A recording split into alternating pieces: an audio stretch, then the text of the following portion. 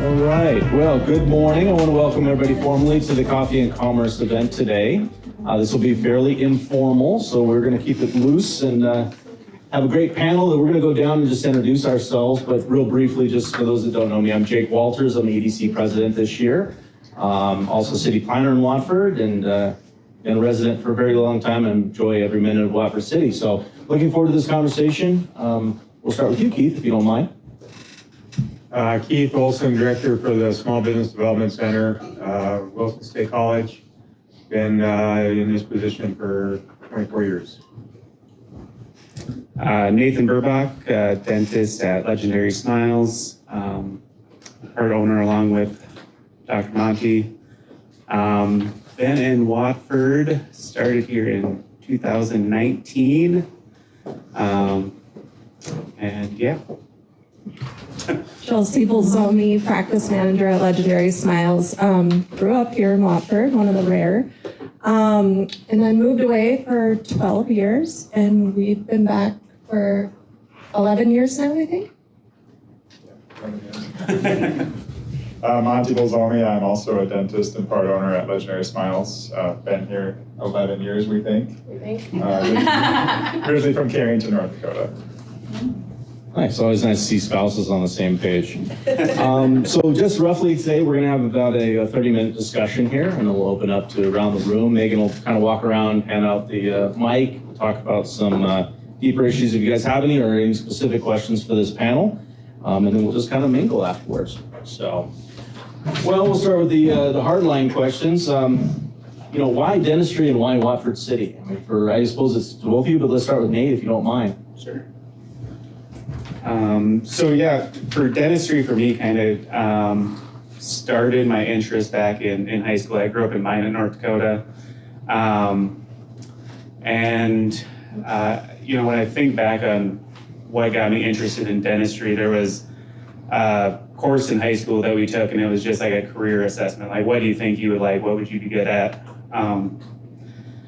And I try and think back on what the questions were in particular, but I think it was just like, hey, what are your interests? And it ended up being like, you like to work with your hands, you like to talk with people. Here are 5 or 6 careers that we think would be good for you.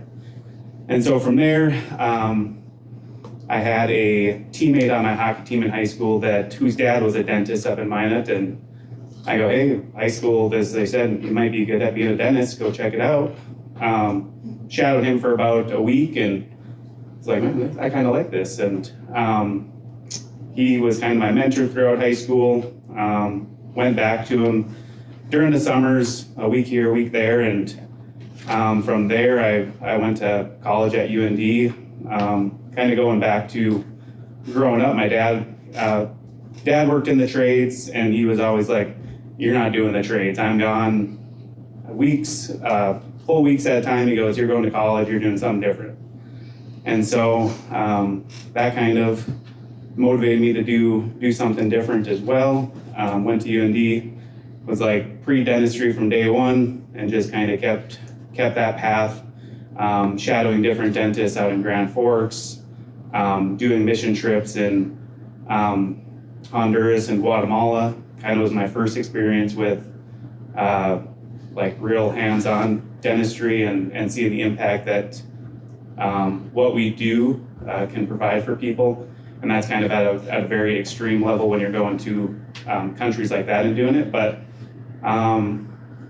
then bringing that back here and seeing the impact that it can have, right here at home, was good. When I graduated dental school, worked in a small community of about 900 people, Turtle Lake, North Dakota, at a community clinic, and that kind of, built my confidence, kind of just taught me how to do this. When you graduate dental school, you're graduating with just enough experience to get out there and do it, but really, you really learn, just by repetition. Anything that you do, the reps that you do is what's going to make you good. Talking with, dozens of people a day, doing what we do every day, is kind of where I cut my teeth, per se. And then,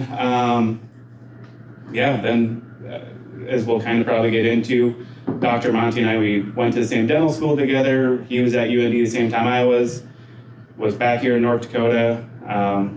Can't really remember exactly what it was, but a text message or a call, and he was like, yeah, you know, I'm out here in Watford.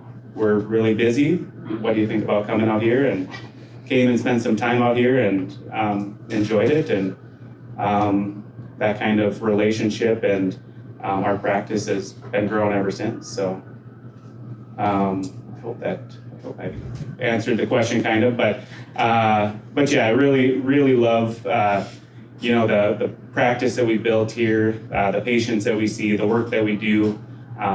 It's just really fulfilling, and doing it in Watford City. I've just really enjoyed coming out to this community and building that aspect of my life out here. So Sounds like dentistry and hockey, close ties. yeah. Monty, how about you? I guess my dentistry origin story probably isn't quite as exciting. I went to UND as well. I was mechanical engineering and pre-med all through high school, wanted to go into medicine. And I think I just one day came home and Chelsea was at my house, and I'm like, I'm going to be a dentist, I think. I just started studying for the MCAT, actually, for medical, and I talked to my hometown doctor, and he was like, yeah, don't go to medicine, it's terrible. Talked to my hometown dentist, and his dad was a physician. He's like, yeah, my dad wouldn't even let me go to med school. He said to be a dentist. So I'm like, I guess I'm going to be a dentist. And we knew we were going to, Chelsea and I have been together since high school. So we knew we wanted to have a family, and we wanted to be family oriented. So being an on-call surgeon wasn't really what I wanted. We both wanted to be in a small town, which brings us to coming back here. Obviously, Chelsea's from here. I'm from Carrington, both small town North Dakota towns. I was in residency in Denver, and we were kind of looking back here, but there was already 2 dental offices with 2 dentists each at it. So we were like, well, Watford probably doesn't make sense. And my family had already left Carrington. So we started looking around the area. And I think halfway through residency, the dental office that was here called me, knowing I was looking, saying that they lost their dentist. Do we want to come there and take it over? I'm like, yeah, definitely.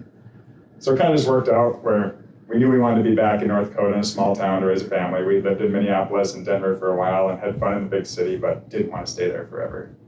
And the opportunity came up to come back here, so we jumped on it. He's giving himself a lot of credit. The real story is he was studying for his MCATs for months, and one day I walked into his room and he had all new books out, and it was for the dental admissions test. And I said, what is this? He goes, oh yeah, I decided to go to dental school instead. And I'm like, is this not a group discussion? We've been dating for like 7-8 years at that point. And he was like, oh, okay. And then it just totally changed the trajectory. We moved to Minneapolis instead of staying in Grand Forks. Luckily, I could switch jobs pretty easily. But yeah, that was a surprise to me for sure.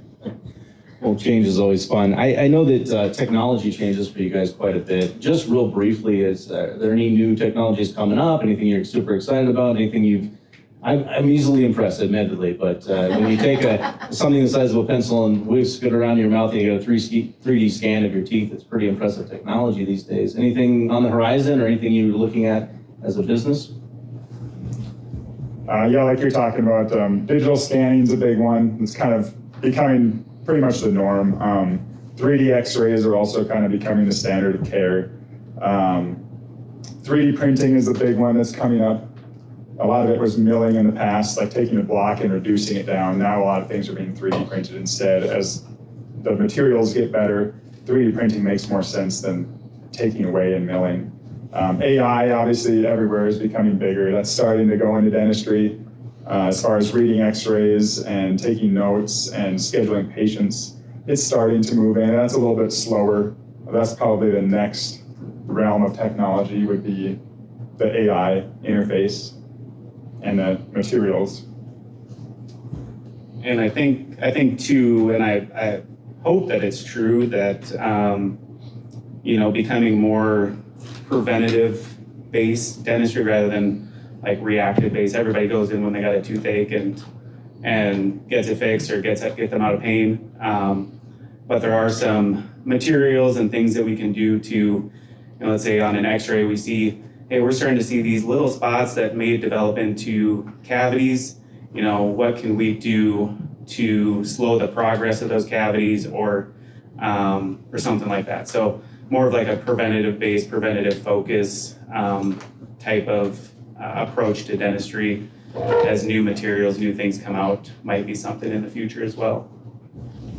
I was really gonna hope you were saying we're gonna be growing shark teeth or something like that in our mouths. There's always a an article that comes out like, hey, there's a lab in China they're growing teeth. So you're saying there's a chance? Yeah. It's going to be a slow progress. I don't know if it'll be in my career, but maybe.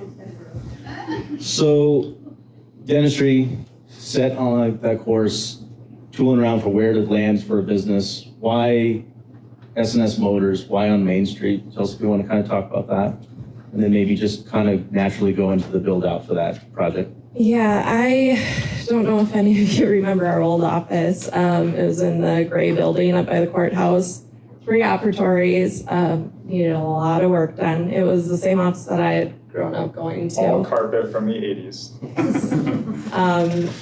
Needed a lot of work. And when Nate and Monty started talking, we started looking for expansion plans. And there wasn't anything, right? There still isn't anything. Monty and I went and toured S&S Motors out of kind of desperation, looking for anything. Walked inside, decided we don't know what to do here. I mean, we just kind of walked around with our realtor like, this is too much. We don't need this much space.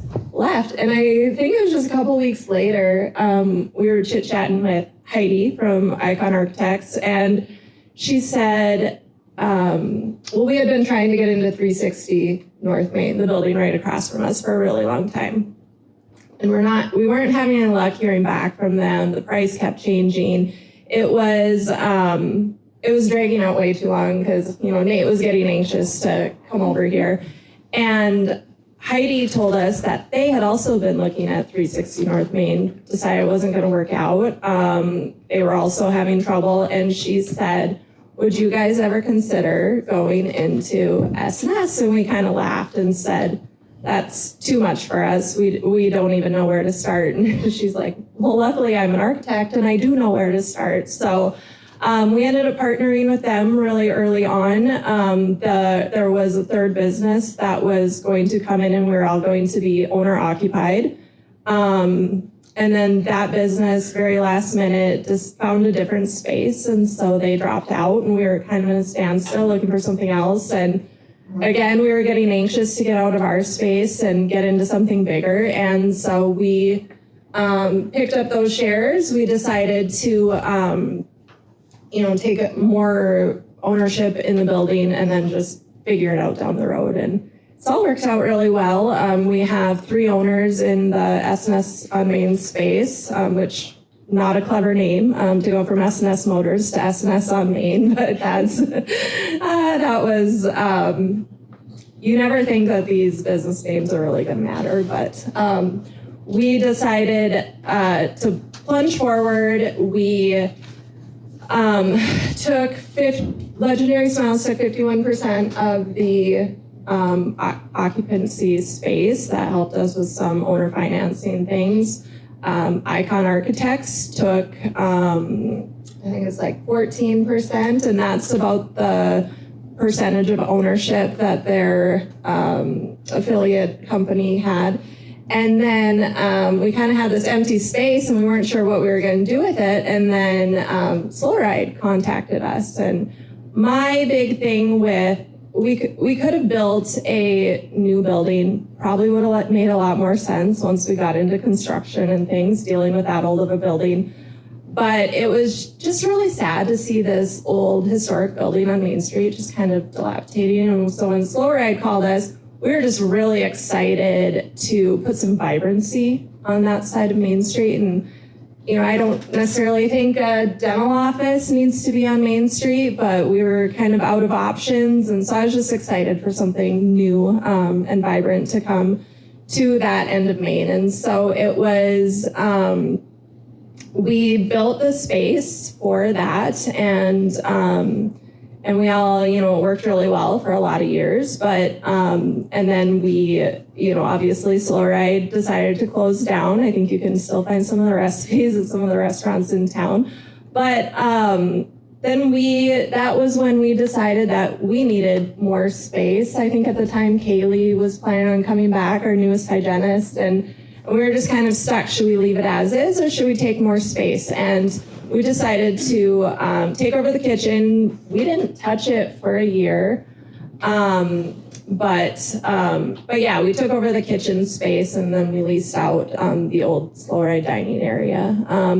But construction on a building that old is a whole nother project. I don't know if any of you remember when you were in the sales room, you went back to the shop, there was a big step up. Well, sometime in the 80s, they decided they needed to either repair the concrete or, better yet, just add another slab. There were just all kinds of things like that. So we had to completely gut the space. We got down to dirt floors, pulled out old house foundations from underneath the dirt floors. I mean, we just, being that it was a old, you know, car dealership, mechanic shop, I was just really nervous about what was in the building. Removed all the asbestos. Monty and I, very early on, we were talking with the architect team, and we were walking around the building, and we jump upstairs to where they stored a bunch of like old car manuals and things, and there's these beautiful trusses.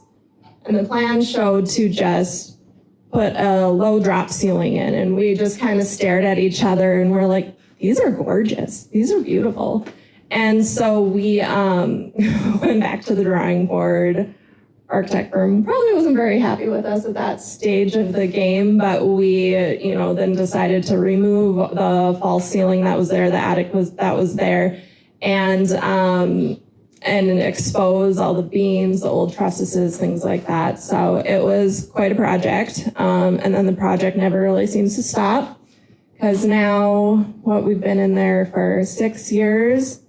Now we're expanding, going back and repairing old things. That was our big project yesterday, some repairs on the roof. And yeah, it's just been a long but really fun process to renovate something so old in town. And, you know, in the grand scheme of things, it's not that old, but I do think it's one of the older buildings in town, and to just expose some of that early craftsmanship.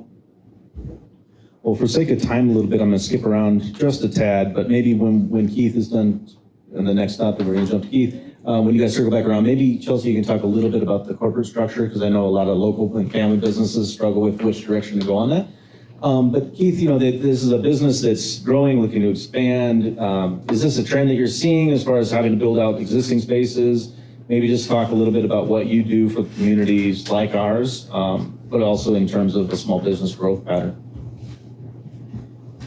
Yeah, it's probably fairly typical. Most of the businesses that do well and grow always are undersized or short of space. So, you know, for these guys, fortunately, they had some space they could grow into, but that's not always the case. So that's a lot of times that's where opportunity comes. They sell the building they're in and to move into a bigger one, and then their building becomes available. So it's kind of one or two. It isn't very often that a business downsizes unless they're getting ready to retire or having to struggle finding a buyer. But you guys have a unique business model. Most of the time when clients come in now, I try and talk them out of partnerships just because they normally don't work. What do you think has been the success to making what you guys are doing work? And then the second piece of that, working with small businesses, there's never a day that's dull, never a challenge that doesn't pop up. What's been the best thing about having your own business, and what's been the most difficult thing, and what do you see going forward? You got a lot of employees. How does that day-to-day structure work? Who wants to cover the business structure? Yeah, go ahead. So like the structure of our dental practice that we're doing. So our corporate structure is a little different. The dental practice is its own corporate entity that neither Nate or I are employees of. Chelsea is, but we are not. All of our employees at Legendary Smiles are employed by the dental practice. Nate and I are not employees of the dental practice. We each have our own sub-corporate structure that we are employees of, and our corporate structures own the dental practice. So that way we can do our own tax structure, we can do our own payroll. What I do has no effect on what Nate does as far as what he pays himself, how he does his taxes or anything. We are completely separate entities. So we just take all dividends to our sub S-corps, and then we pay ourselves salary out of that. And this gives us so much more flexibility. Even like we're doing our build out, we are paying for our build out from 2 different corporate structures. Makes it a little bit harder when you're looking at loans and things, but most of the local companies don't have any problems with it.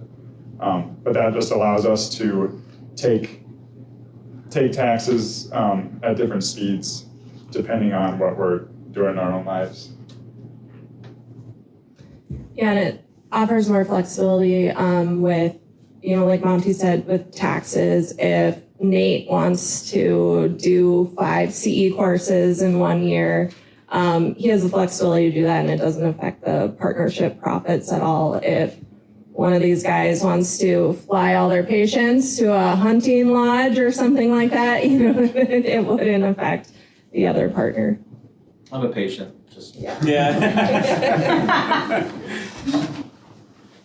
So what would you say has been the key to making it work, making it grow? What's the best thing what's the one thing you've learned that you didn't expect that you would learn as being the boss of a company with 15 to 20 employees?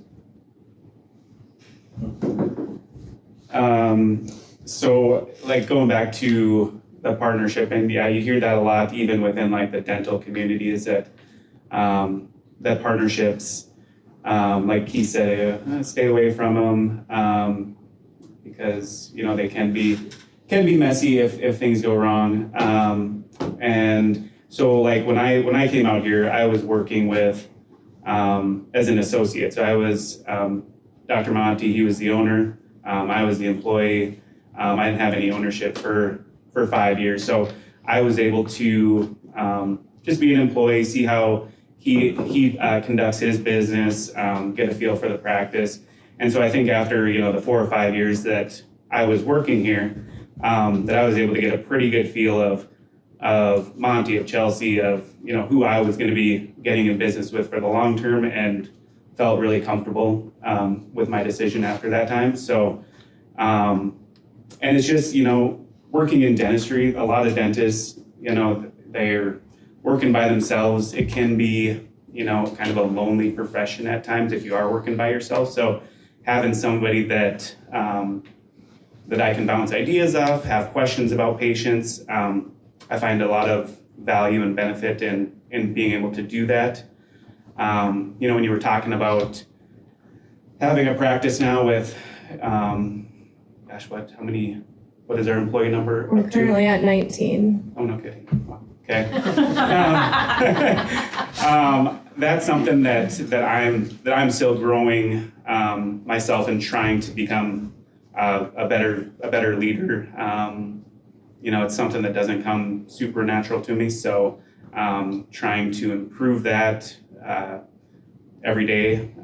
There are challenges every day. Not everything is easy, and difficult conversations have to be had at times, but I feel like we have a good team right now. Everybody gets along. But that's something, I've been doing, I feel like the dentist, at this point, like doing the dentistry, doing the work for me is the easy part. The, managing at people at times can be a challenging part. So that's something that I continue to grow with.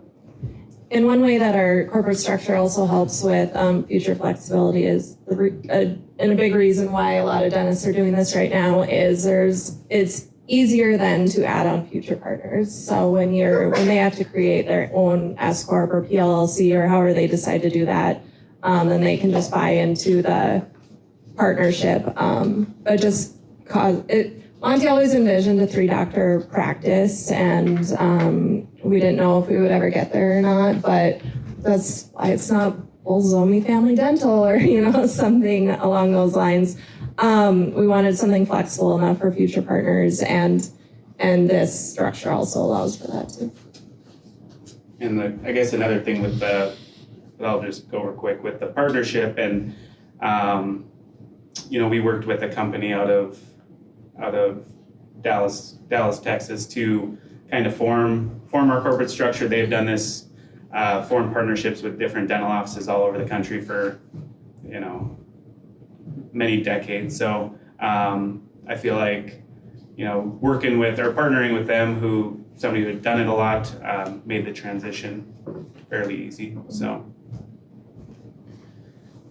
So maybe between Chelsea and Keith, you could speak to, you got your partnership inside the dentistry, but maybe partnership with the community, with state programs, Rough Rider Fund, something along those lines. If you could speak to some of the programs you may have used or that you're just aware of that you thought about using, but that other small businesses might want to take advantage of. Yeah, so I was trying to remember some of the history on this, so Keith, you'll have to fill in the gaps if you remember that far back. But when we were looking at buying S&S, we were working on financing, and I just kept telling our loan officer, how can we get this lower? And he said, let me call Keith. And Keith had done a lot of FlexPay buy down loans. So, and a part of that is you have to have a local match. But at the time, the Rough Rider Fund was, spending a lot of money on the Rough Rider Center, on the daycares. So there really weren't any leftover funds for the small businesses. And so we went to something called the Lewis and Clark out of Mandan, and they provided us our local match for that FlexPay loan, which the Rough Rider Fund now does offer. Again, but at the time, we were just out of sales tax funds. Yeah, you guys jumped in at a time the Rough Rider Fund was out of FlexPay local match, and we're fortunate now that we have in the county and in the city, we can get FlexPay any place, basically in McKenzie County. Every project's a little different just based on how much money we need, and the program's evolved a lot, but I think it's a key to help businesses like this grow, expand, change, take on partners. You guys have a really unique structure that actually probably in the long term makes it easier. I guess one of the things is for where we're at, North Dakota probably has more programs than any place you could run into for helping businesses grow between the bank and, we are the only place with a bank in North Dakota, or a state-owned bank. So we have opportunities and options that probably don't have any place else. So it really allows businesses like this to take a little bit more risk because there's a lot of partnerships that you wouldn't be able to do someplace else. So, if you guys want to do 10 dentists, we'll help you find that next opportunity too. So along those lines, you've got 19 employees. Maybe speak to how you're going about recruitment, maybe some of the trends in the industry, whether you're using local CWEs that have transitioned into full-time employees. Monty, we've spoken a little bit about, everybody wants to stop at a certain level of education and coast versus committing to become a next dentist, right? Maybe just speak to challenges of bringing people in, some of the trends in the industry that you're both seeing or all three of you are seeing, just recruitment and employment. So as far as dental assistants go, you can either hire somebody right out of high school or somebody who's wanting to switch careers and train them up, or you can hire them from a school. We have a good mix right now of students or employees that we've trained ourselves and ones that have moved into the community. I know Williston State College just opened a dental assisting program, but we haven't ever had to recruit from them. We've had really good luck with dental assistants and dentists, something we also haven't recruited for. It's just been very natural. People are moving to town and they look up the local dentist, and it's worked out for us. Our biggest struggle for recruitment has been hygiene. The typical office has 1.5 to 2 hygienists per doctor. For years, we had 3 doctors and 1 hygienist, which meant that these guys and Dr. Danielle were doing a lot of their own hygiene. And we, in the past 6 months, We've gone from one hygienist for 11 years to 4. We had one hygienist move to town, reach out. She's been great. We had a third hygienist who luckily was our CW student. That's our first CW student that we've hired back. She just started on like July 1st, I think. And then we had a fourth hygienist reach out. Her boyfriend works at One Oak, and she was moving here, and so that worked out great, and hence the extension project. We kind of, when we got that fourth hygienist resume, and I think Sarah helped send her our way, we kind of panicked, like, what are we going to do? And that's when we decided to just bite the bullet and go for it. So that's where we're currently at. So more trends overall in the industry. Yeah, I think what she's talking about is kind of nationwide. Hygiene's been a shortage. In North Dakota, we've historically had one hygiene school in Wapaton, which is a long ways away from here. They take like low 20 students a year, very hard to get in. And most of the people who go there never make it back here. They go to Fargo, they go to Bismarck, or they're from out of state. And that's kind of a national-wide trend. They just did start another hygiene school in Minot that's up and running, and soon to be one in Bismarck. So that should help, but kind of everywhere hygiene is a shortage. Kind of like we were talking about earlier, anyone who does go to school and get training, they go to a bigger town and they end up not making it back to their hometown. So it's trying to grow local people. Like we said, Kaylee was our CW student, went to hygiene school, now she's back. Definitely helps. A lot of our business is people move with spouses to come to the oil field, and then being the only dental office in town helps because they generally call us first, but they also generally leave easier too. When the spouse moves, they move with it. So it's kind of a secondary job. So it is a little harder to keep long-term employees. I think we do have 3 employees that have been there since the day I started. So 11 years. So we have 3 that have stuck around for the whole time. An office of 4 at the time. Yeah.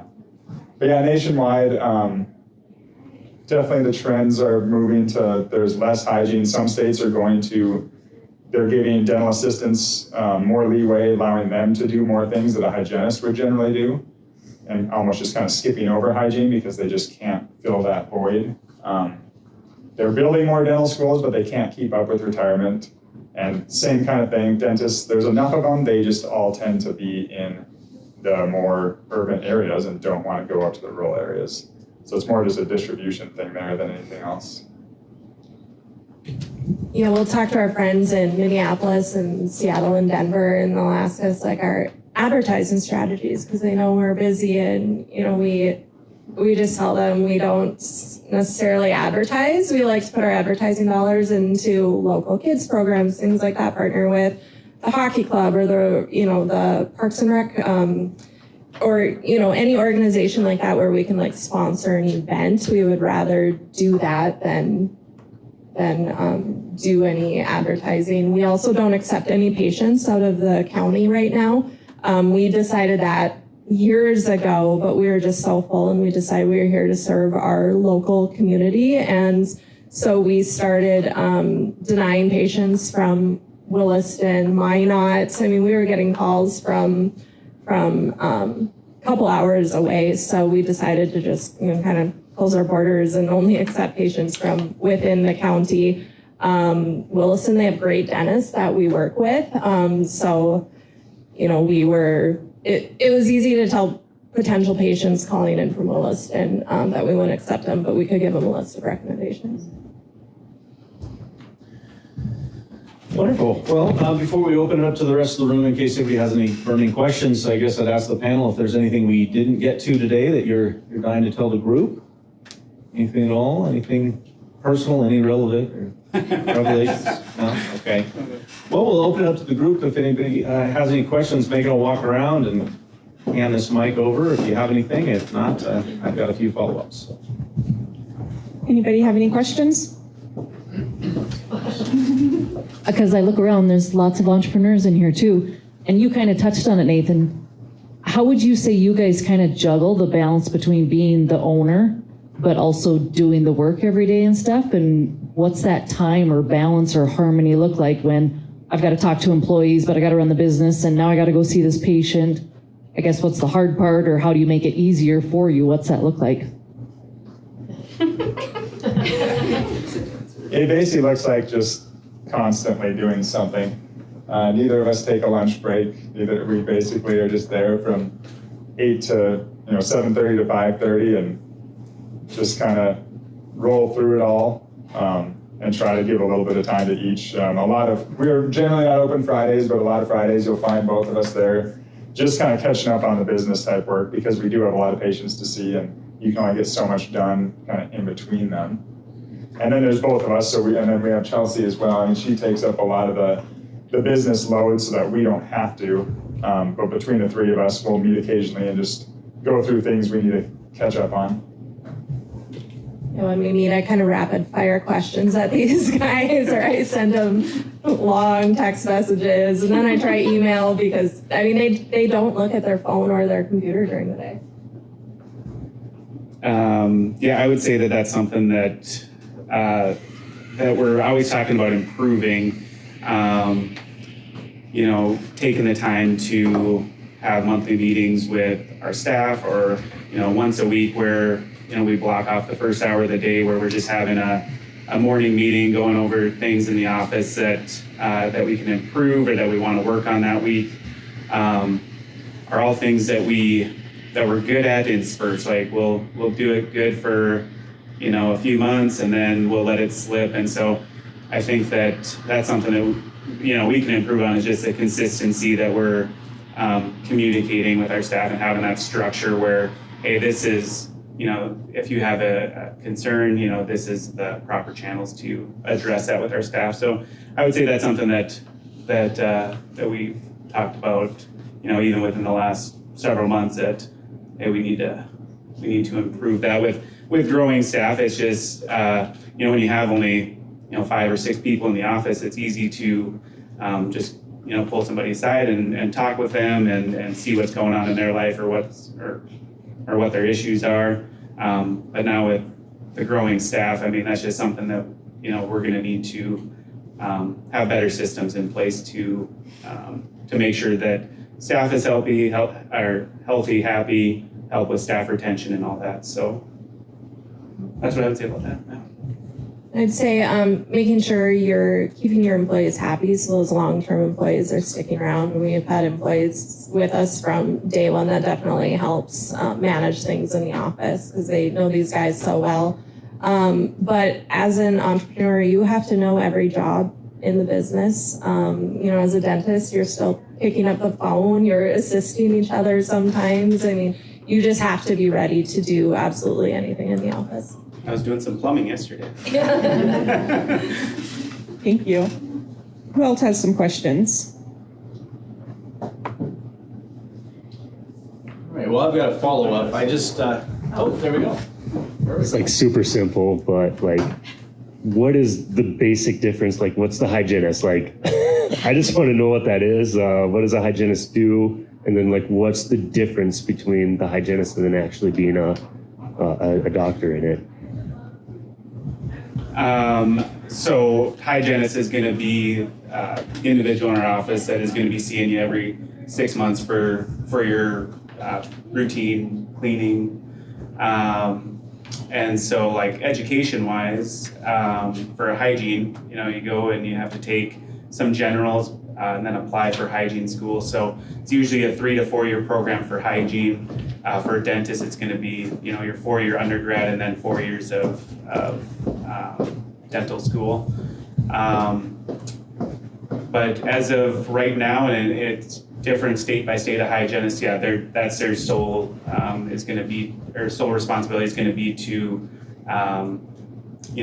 see you do your cleaning, take x-rays, talk about oral hygiene, your home care and things like that. And then we'll come in, do the exam, do any treatment planning, and then come back and see us for any work that needs to be done. For those of people that ask me about floss, Yes, yeah.